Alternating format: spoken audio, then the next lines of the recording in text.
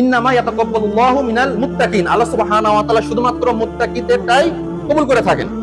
আপনার যদি ঈমান না থাকে, আপনি যতই নেক আমল করেন কোনোটাই গ্রহণযোগ্যতা পাবে না। দেখুন, সৎ কাজ তো বিধর্মীরাও করে, ভালো কাজ করে না? ইহুদি, খ্রিস্টান, বৌদ্ধ, হিন্দুরা কি ভালো কাজ করে না? করে কিনা? তারা হাসপাতাল নির্মাণ করতেছে না?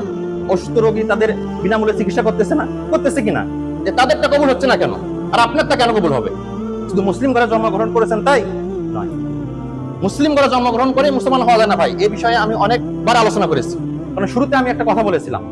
শুরুতে আমি কি কথা বলেছিলাম? যে ইমানটা হচ্ছে প্রাণ, আর আমলটা হচ্ছে কি? দেহ। আর একটু ক্লিয়ার হন।